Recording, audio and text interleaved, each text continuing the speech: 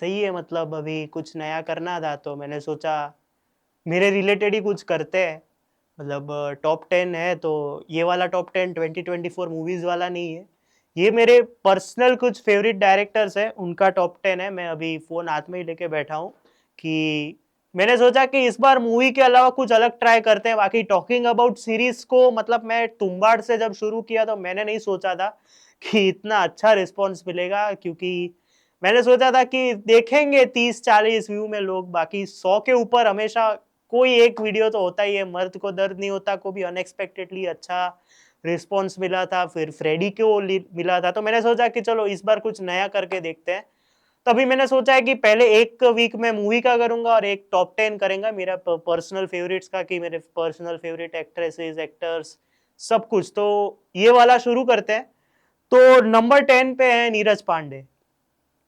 वो जो एक सेंस होती है ना कि एक्शन में भी अच्छी फिल्म है, बायोग्राफी में भी अच्छी फिल्म है, मतलब कोई डॉक्यूमेंट्री या फिर बायोग्राफी में भी अच्छी फिल्म है। और जब पहली फिल्म बनाई थी वेनसडे, मतलब जिस टाइप की वो फिल्म थी उस टाइम पे तो लोगों को अच्छी लगी थी, लेकिन आज के टाइम पे भी वो इतनी रेलेवेंट है कि उसके मीम्स अच्छे चलते हैं। उसका मतलब जो बोलते हैं ना कि सब कुछ मतलब चल रहा है बहुत अच्छा। अभी औरों में कहाँ दम था भी अच्छी फिल्म थी। अभी उसको मैंने जैसे कि मेरे रिव्यू में बोला था कि उस फिल्म को आगे जाके बहुत अच्छा रिस्पॉन्स मिलेगा और वैसा ही हो रहा है। तो नीरज पांडे की सबसे बढ़िया बात क्या है कि वो हर एक जॉनर ट्राई करते हैं और हमेशा कुछ ना कुछ नया करना चाहते हैं और वो सक्सेसफुल भी रहते हैं कभी कभी। उनके फिल्म्स में डायलॉग्स मतलब ऐसे होते हैं ना कि आपको लगे कि हाँ ऐसा डायलॉग हो तो यार मजा ही आ जाए। और एक्शन मूवीज में तो उन्होंने अच्छी फिल्में दी ही है।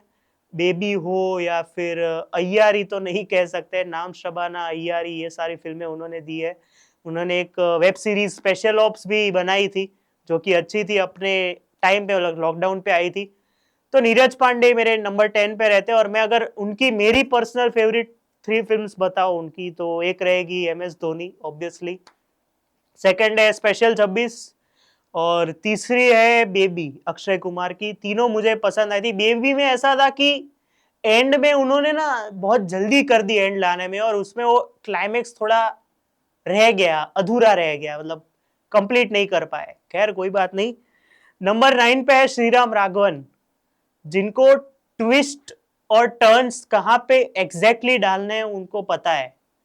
मतलब इन्होंने अपनी शुरुआत ही अपनी फिल्म 2003 से की थी, एक सैफ अली खान से, I think no one killed Jessica नाम था पहली फिल्म का।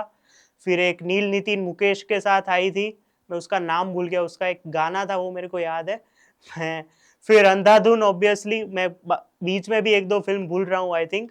उसके बाद मैरी क्रिसमस, ये सारी फिल्म्स मतलब उनको पता है कि अगर मैं ऐसी स्टोरी बताऊंगा, वो उनका ऐसा है कि वो ट्रेलर में स्टोरी बता तो देते हैं, लेकिन फिल्म जब आती है तो आपको वो थियरीज भी बनाने बनाने लगते हो लास्ट लास्ट में थिएटर में कि अभी इसके बाद ऐसा हो तो, इसके बाद ऐसा हो तो। अंधाधुन आई थी तब मेरे को याद है कि जब वो फिल्म आई थी तो एक रिव्यूअर ने बोला था कि जब आप वो फिल्म देखोगे ना, तो अगर आपकी जो पॉसिबिलिटीज है जब वो अच्छी सही निकलती है तो आपको मजा तो आएगा, लेकिन अगर गलत निकलती है तो और मजा आएगा। और वो फिल्म भी वैसी थी, मतलब इतने ट्विस्ट एंड टर्न्स थे।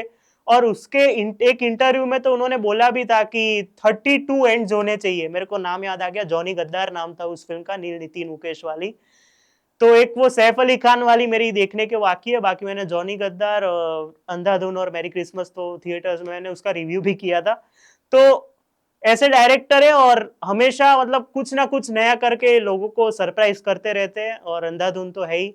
इनकी अगर मैं टॉप टॉप 3 मेरी पर्सनल फेवरेट फिल्म्स बोलूं तो एक रहेगी, पहली तो अंधाधुन है, सेकंड मैरी क्रिसमस है बिकॉज ऑफ द क्लाइमैक्स, क्योंकि एकदम स्लो फिल्म थी, धीरे धीरे जा रही थी और क्लाइमैक्स आते ही सब कुछ खत्म। मतलब ऐसा धक्का लगता है ना कि एंड आ गया, कि अचानक से मैं तो ऐसा सोच रहा था कि अभी भी कुछ आगे होगा, अभी भी कुछ आगे होगा, तो नहीं हुआ, लेकिन बहुत बढ़िया फिल्म थी। और तीसरी थी जॉनी गद्दार ऑब्वियसली, उसमें नील नितिन मुकेश को मतलब एक अलग तरीके से ही प्रेजेंट किया था।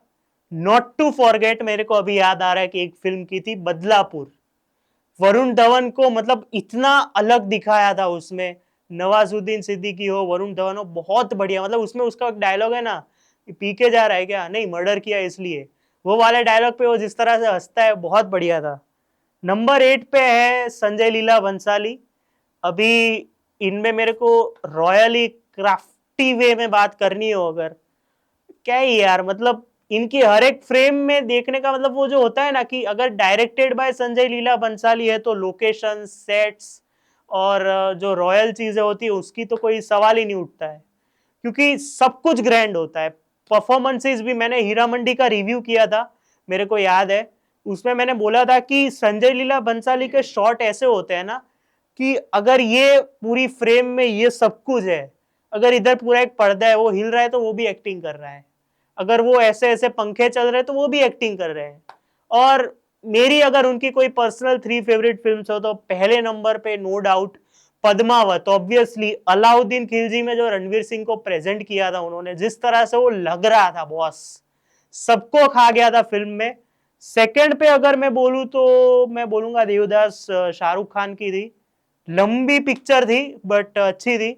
बोलते हैं ना कि धीरे धीरे चढ़ती है, तो वैसे धीरे धीरे चढ़ रही थी। तीसरी अगर कोई फिल्म बोलूं तो अभी वैसे तो मैं बोलूं कि कोई तीसरी ऐसी फिल्म है नहीं मेरे हिसाब से मेरे को जो पसंद आई हो। मैं लव एंड वॉर को रखना चाहूंगा अगर वो जब भी आए उसका फाइनल आउटकम देख के, क्योंकि मेरे को बाजीराव मस्तानी और खामोशी में थोड़ा मतलब ऐसा है कि किसको रखूं, तो मैंने ये दो फिल्में ही रखी है। नंबर 7 पर है एटली कुमार या फिर एटली। सर मतलब मास सिनेमा को कैसे दिखाया जाता है, देखो ऐसा एक कहा जाता है कि देखो स्टोरी भले ही पुरानी हो, कुछ भी हो, अगर उसको मास वे में प्रेजेंट करना है या फिर उसको ऐसे वे में प्रेजेंट करो ना तो आपको फिल्म हिट ही है। सूर्यवंशी देख लो, स्टोरी क्या थी, वही थी कि बॉम्ब ब्लास्ट है, लेकिन उसको प्रेजेंट जिस तरह से किया था कॉमेडी एक्शन के साथ, लोगों को मजा आया था। वैसे ही एटली का है, उसके फिल्म में स्टोरी वैसे तो एक तरीके से ऑर्थोडॉक्स होती है, प्लस जिस तरह की होती है वो रिलेटेबल या फिर देखी हुई होती है, लेकिन उसमें वो अपना वो डबल रोल ट्रिपल रोल वाला चार्म दिखा के या फिर जिस तरह से उसके एक्शन सीन्स या फिर उसके जो एक कैरेक्टर के लटके झटके दिखा के ना बहुत ग्रैंड कर देता है वो।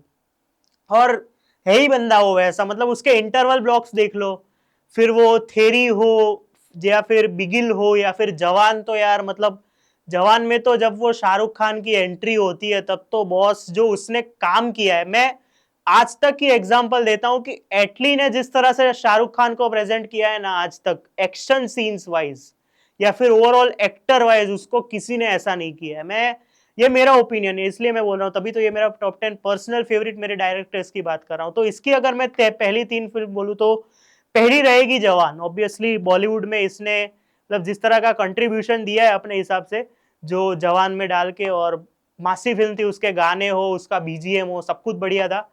सेकंड है बिगिल, जो थेंद्रल बोलो या फिर बिगिल बोलो, मेरे को वो फिल्म पर्सपेक्टिव वाइज उसमें जैकी श्रॉफ की एक्टिंग, विजय की एक्टिंग सबकी अच्छी लगती है।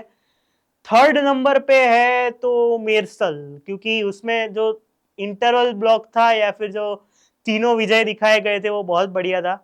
ऐसा सत्यमेव जयते 2 में करने गए थे लेकिन वो फेल हो गई थी, लेकिन क्योंकि वो फिल्म भी वैसी थी, क्योंकि उसको ऑस्कर में भेजने वाले थे, मैंने तो ऐसा भी सोचा था। खैर सीरियस बातों को छोड़ के मजाक, मजाक को छोड़ के सीरियस पे आते हैं। 6th पे है एसएस राजामौली। अभी मैंने संजय लीला भंसाली में क्या बोला कि वो ग्रैंड दिखाने का एक स्टाइल होता है, इनका तो एक ऑरा है, मतलब ग्रैंड भी दिखाना है। और अगर आपका कोई, मेरे को ये किस्सा अभी भी याद है, जूनियर एनटीआर या फिर रामचरण ने अपने एक सीक्वेंस में, ये जो राजा मौली की नेटफ्लिक्स पे सीरीज आई थी उन पे बोला था कि राजा मौली ने एक सीन शूट किया था आरआरआर के लिए, कुछ फाइटिंग सीक्वेंस था, आई थिंक वो इंटरवल ब्लॉक के बाद वाला ही, तो उसमें कुछ सब कुछ हो गया सेट, सब कुछ बढ़िया आ रहे, क्या बात है क्या सीन है।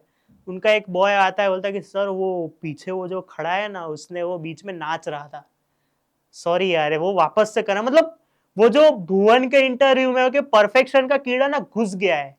इनके इंटरवल ब्लॉक्स इतने बढ़िया होते हैं ना कि आपका दिमाग फिर जाता है। फिर वो आरआरआर में वो जब सब एनिमल्स रिलीज होते हैं वो वाले हो, या फिर बाहुबली 1 में वो जो बाहुबली का पुतला खड़ा करके ऐसे जो खड़ा रहता है वो वाला हो, मतलब Rajamouli is in its own league, ऐसा बोल सकते हैं कि वो सब कुछ इतना ग्रैंड वे में प्रोजेक्ट कर देते हैं कि सिंपल स्टोरी भी इतनी मासी लगती है कि आपको कोई प्रॉब्लम नहीं होती। खाली एक कंप्लेंट थी आरआरआर में कि वो बाइक वाला सीक्वेंस था, बाकी फिल्म तो वंडर्स कर ही रही है और फिल्म भी बहुत बढ़िया थी, नो डाउट। अभी एक छोटा सा ट्विस्ट है, टॉप 5 पे जाने से पहले 2 अंडररेटेड डायरेक्टर्स जिनको मैं मेंशन करना चाह रहा था, लेकिन इन सब की वजह से मैंने सोचा कि इनका अलग से नाम लेते हैं। आर बाल्की। आर बाल्की का ना एक ऐसा पैटर्न है कि वो हमेशा कुछ ना कुछ उनका एक नया फ्लेवर लाके ट्राई करते हैं। फिर वो पैडमैन हो या फिर अपना मिशन मंगल हो या फिर घूमर हो, चीनी कम भी उनकी आई थिंक शायद उनकी ही थी। तो वो अपने हिसाब से कुछ नया-नया करके अच्छे से दिखाते हैं और वो सक्सेस भी होती है कभी-कभी और कभी-कभी लगता है कि नहीं ठीक है। मेरी पर्सनल फेवरेट तो उनकी 2 फ़िल्में हैं, मिशन मंगल और पैडमैन, क्योंकि उनमें मतलब ऐसा था कि मज़ा आया था। सेकंड कोई फ़िल्म है तो विक्रमादित्य मोटवा ने।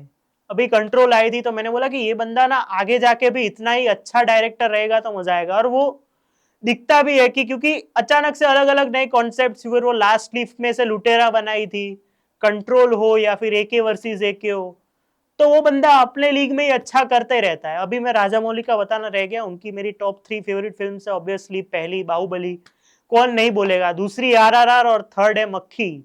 उस टाइम पे वो वीएफएक्स से पूरी मक्खी बना के ये सब दिखाना बहुत बड़ी बात थी, और राजामौली है ही, मतलब वही क्या करे। अभी टॉप 5 पे जाते हैं।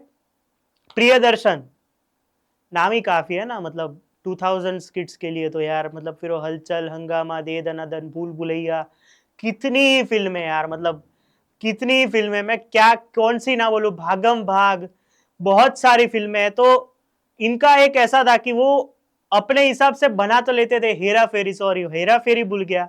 अपने हिसाब से बना लेते थे और चार्म चल जाता था हमेशा। उनकी सबसे बढ़िया ख़ासियत थी कि वो कन्फ्यूज़न क्रिएट करके क्लाइमेक्स में किस तरह से दौड़ा-दौड़ी करवाते थे और वो फ़नी भी लगता था। तब अभी वो भूत बंगला बना रहे तो लेट्स होप कि वो वैसा चार्म प्रियदर्शन का दिखे। मेरी अगर उनकी कोई 3 फ़ेवरेट फ़िल्म है तो एक पहली भूल भुलैया ऑब्वियसली, जो जादू दिखाया था वो कॉमेडी, एक तरीके से देखो तो वो साइकोलॉजिकल कॉमेडी थी। अगर वो कॉमेडी भी बहुत नहीं थी, पहले हॉरर एलिमेंट्स उसमें ज़्यादा थे। सेकंड है दे दनादन, ऑब्वियसली मेरे को दे दनादन का क्लाइमेक्स सीन बहुत पसंद है, मतलब पूरी फ़िल्म तो है ही बढ़िया लेकिन वो क्लाइमेक्स से मेरे को बहुत प्यार है। और थर्ड है हेरा-फेरी पहली। मेरे को लगता है कोई डिबेट होगी इसमें, कंट्रोवर्सी की तीसरे पे हेरा-फेरी रखी है, लेकिन कोई बात नहीं यार, मेरा ओपिनियन है तो चलता है। फोर्थ पे है राजकुमार हिरानी। जो एक होता है ना कि एक ये नॉर्मल सीन है, इसको मैं इमोशनल टच कैसे दूँ? वो एक कॉमेडी सीन में भी इमोशंस ला सकते हैं। एक कोई क्लाइमेक्स में कोई गुस्सा कर रहा है तो उसमें इमोशंस कैसे लाना, फिर वो थ्री इडियट्स में जो क्लाइमेक्स, जो बेबी पैदा होता है तो उसमें जिस तरह से बोमन ईरानी के इमोशंस हैं, या फिर उसके पहले जब राजू की नौकरी लगती है तो उसमें उनके इमोशंस हैं आमिर खान के। वो इमोशंस में बहुत बढ़िया खेलते हैं और उनकी स्टोरी हमेशा यूनिक होती है, डंकी को छोड़ के। हाँ, अभी क्या करें तो राजकुमार हिरानी का ऐसा है कि वो कुछ भी करे ना तो उनमें वो इमोशंस की पकड़ होती है, कॉमेडी की पकड़ होती है। और राजामौली ने एक इंटरव्यू में ऐसा भी बोला था कि मैं राजकुमार हिरानी से बड़ा डायरेक्टर ही नहीं हूँ, क्योंकि वो एक थप्पड़ वाले सीन या फिर एक कोई दूसरे वाले सीन के लिए भी एक एक्शन डायरेक्टर रखते हैं, क्योंकि जो मेरे लिए बहुत हार्ड है। तो आप सोचिए राजकुमार हिरानी का प्रभावी क्या है लोगों पे। सेकंड, थर्ड नंबर पे है लोकेश कनगराज। मैंने मतलब मैं विक्रम मैंने अब तक बहुत बार देख ली होगी। मैं जो बोलते हैं ना, अच्छा सॉरी, विक्रम का ऐसा है ना कि मेरी पर्सनल फेवरेट साउथ मूवी है, और लोकेश कनगराज का भी ऐसा है कि उसकी फिल्म में स्टोरी ड्रग्स के अराउंड ही होती है, लेकिन वो जिस तरह से प्रेजेंट करता है ना कि ग्रैंड हो, मासी वे हो, उसके बैकग्राउंड म्यूजिक हो, उसका इंटरवल ब्लॉक हो, सब कुछ बढ़िया होता है। और विक्रम सबसे बढ़िया लगने का कारण ये था कि उसने कमल हसन, फहद फासिल, विजय सेतुपति को तो साथ में रखा, उन्होंने तो ब्लास्ट किया ही है। लास्ट में सूर्या का कैमियो दिखा के जो 3 मिनट जो लोग ऐसे बैठे रहे कि ये क्या हो गया, उसमें भी जब कमल हसन टर्न अराउंड करके सूर्या को देखते हैं। और एलसी यूनिवर्स की तो अब बात ही क्या करें, उस पर अब 10 मिनट्स की फिल्म भी आ रही है, देखते हैं वो कैसी होगी। लोकेश कनगराज अपने आप में ही मतलब वो नाम है कि वो मास मूवमेंट्स का बादशाह है, कि उसको पता है कि वो एटली जैसा ही है, कि उसको आता है कि यार मैं ये दिखा दूंगा ना, भले ही सिंपल स्टोरी है, लेकिन पब्लिक को ये वाली चीजें पसंद है। अगर मैं उनकी पर्सनल मेरी फेवरेट 3 बोलूँ तो मेरे लिए विक्रम पहली रहेगी, नो डाउट। सेकंड पे मास्टर, थर्ड पे लियो। मेरे को ये पसंद है। कैथी अच्छी थी, लेकिन मैंने भोला के बाद देखी थी तो मेरे को पछतावा भी है और मेरे को खुशी भी है एक तरीके से। सेकंड पे है संदीप रेड्डी वांगा। मतलब बॉस, जो लोग सोचने से घबराते हैं कि ऐसा कुछ हम दिखाएंगे, जैसे ये बंदा सीधा दिखा देता है कि भाई ये देखो, ये वाली प्रोडक्ट देखो आपकी, आपको क्या मतलब चौंक जाओगे आप। और संदीप रेड्डी वांगा का ऐसा कि भले ही 3 घंटे की फिल्म हो, लेकिन उसका एग्जीक्यूशन, लोगों को बांध के रखने का तरीका, उसमें भी एक्शन वाला जो पूरा एक रील वायरल हुआ था उनका कि अभी मैं दिखाता हूँ कि वायलेंस क्या होता है, क्या होता है। और उसमें भी एनिमल में तो वो जो स्टोरी दिखाई थी, प्लस उसका मतलब काम करने का स्टाइल ही अलग है कि वो कुछ भी करे ना। मतलब अभी टॉक्सिक में देखते हैं प्रभास के साथ क्या कर रहा है वो, लेकिन एनिमल में तो उसने मतलब फाड़ के रख दी थी। अब वो बॉक्स ऑफिस कलेक्शंस भी वही बता रहे हैं और बंदा पसंद है, मतलब ऑनेस्ट है अपने क्राफ्ट के साथ कि मेरा सिनेमेटोग्राफी और बीजीएम हो या फिर उसकी जो इमोशंस पकड़ने का हो। उसमें भी जो एनिमल का लास्ट सीन जब रणबीर कपूर रोता है, वो वाला सीन बहुत बढ़िया। मतलब संदीप रेड्डी वांगा नोस की आजकल के जमाने में लोगों को मैं ऐसा कुछ दिखाऊं कि वो देख के लोग एंटरटेन भी हो और इमोशनल भी हो। उनका भी फिल्म्स, अभी उनका दौर शुरू हुआ है क्योंकि उन्होंने अभी अब तक 3 फिल्में की है, अब टॉक्सिक ऑन द वे है, तो मैं एनिमल को ही नंबर 1 पे रखूंगा। इसके पहले फर्स्ट पे जाने से पहले एक मेंशन है सुभाष घाई का। मैंने उनके अभी अच्छी फिल्मों की सीरीज पूरी खत्म की, तो ये एक जो ब्लास्ट फ्रॉम द पास्ट का ही समझ लो कि कोई एक डायरेक्टर हम ब्लास्ट फ्रॉम द पास्ट का रखेंगे तो उसमें सुभाष घाई का नाम है। उस टाइम पे मतलब वो जो होता है ना कि मसाला एंटरटेनमेंट कैसे देना, उनको ये चीज बहुत बढ़िया तरीके से पता थी। फिर उनके फिल्म में वो डायलॉग्स हो, फिर वो गाने हो, या फिर उनका क्लाइमेक्स सीन्स तो हमेशा इमोशनली रहते थे, लेकिन हैप्पी एंडिंग होती थी, नो डाउट। उस टाइम पे उनको ये सब चीजें पता थी और वो बहुत बढ़िया तरीके से एग्जीक्यूट करते थे टिल ताल मूवी। उसके बाद थोड़ा सा लेफ्ट राइट हो गया ऐसा हम बोल सकते हैं। और थे शोमैन थे अभी, मतलब उनको पता है कि किस तरह से फिल्म चला नहीं है और किस तरह से ऑडियंस आएगी ये देखने। तो उनकी अगर मैं कोई 3 फिल्म बोलूं तो पहले पहले नंबर पे सौदागर, सेकंड नंबर पे ताल, थर्ड नंबर पे कर्ज रखूंगा मैं। मेरे को ये 3 फिल्म ज्यादा लगते हैं। कर्ज स्लैश मेरी जंग रखूंगा, ये 2 फिल्में मेरे को पसंद है ज्यादा।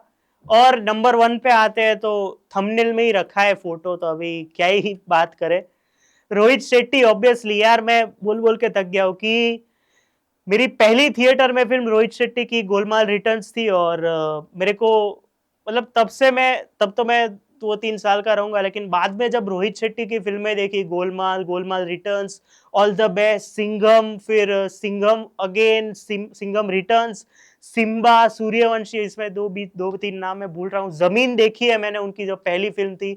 संडे, इवन संडे उस टाइम पे नहीं चली थी, लेकिन वो फिल्म बहुत बढ़िया थी, बहुत बढ़िया तरीके से उसको बनाया था। तो रोहित शेट्टी का ऐसा है कि वो दुख ज्यादा नहीं दिखाते, वो मानते हैं कि मैं ऑडियंस को एंटरटेनमेंट के लिए ही दिखा रहा हूँ, और वो चीज वो दिखाते हैं। और उनका वो जो एक स्टाइल है ना कि रोहित शेट्टी स्टाइल है, सब मसाला एंटरटेनमेंट, गाड़ियां उठ रही है, उनको फर्क नहीं पड़ता क्योंकि साउथ में तो ये सब चीजें नॉर्मल है, तो वो उनके लिए तो सब बढ़िया ही है। तो रोहित शेट्टी के लिए तो मैं क्या ही मतलब ज्यादा बोलूं, सिंघम अगेन आ रही है तो वो मसाला प्रेजेंट करने का तरीका उनमें है और वो हमेशा बहुत बढ़िया कर रहे हैं। 2 चीजों के अलावा, मतलब 2 फिल्मों के अलावा, एक वेब सीरीज के अलावा, समझ गए होंगे जिन्होंने समझा होगा। तो Rohit Shetty has always been my favourite और हमेशा रहेंगे कि उनको पब्लिक की पल्स पता है कि उनको ये टाइम पे ये पता चलेगा तो ये सरप्राइज होंगे, ये शॉक होंगे, हंसाते रहते हैं। उनके कॉमेडी सीन्स, सूर्यवंशी में भी इवन कॉमेडी सीन्स थे। सिम्बा में जिस तरह से कॉमेडी में से वो जिस तरह से सीरियस में चेंज हुआ सब कुछ, वो वाले सीन हो, या फिर सिंघम में जयकांत शिकरे और सिंघम के सामने सामने वाले सीन्स हो, उनका एनकाउंटर वाला सीन लास्ट में, सिम्बा का एनकाउंटर वाला सीन, और सूर्यवंशी का लास्ट की क्लाइमेक्स की सीन्स, सब कुछ बढ़िया होता है हमेशा 2 फिल्मों को छोड़ के। हाँ मतलब वही, तो मेरी टॉप 3 उनमें से कॉप यूनिवर्स में से अगर मैं बोलूँ तो सिंघम, फिर दूसरे नंबर पे गोलमाल, और तीसरे नंबर पे अगर मेरे को बोलना हो तो सिम्बा। सूर्यवंशी इसलिए नहीं क्योंकि अक्षय कुमार तो है ही, लेकिन मजा आया था, नो डाउट एंटरटेनमेंट था, लेकिन ये 3 ओजी ओजी कैटेगरी में हम डाल सकते हैं। तो ये थे मेरे टॉप 10। आपके टॉप 10 पर्सनल फेवरेट डायरेक्टर्स मुझे कमेंट्स में बताओ ज़रूर। वीडियो लंबा हो गया नो डाउट, लेकिन था अभी मेरे को बोलना था तो हो गया। तो लाइक, शेयर और सब्सक्राइब कर देना इस चैनल को। अभी फ्राइडे को सिंघम आ रही है तो मज़ा आएगा। सैटरडे को भूल भुलैया भी आ ही रही है, तो हाँ मतलब मिलते हैं अगले वीडियो में। तब तक के लिए बाय।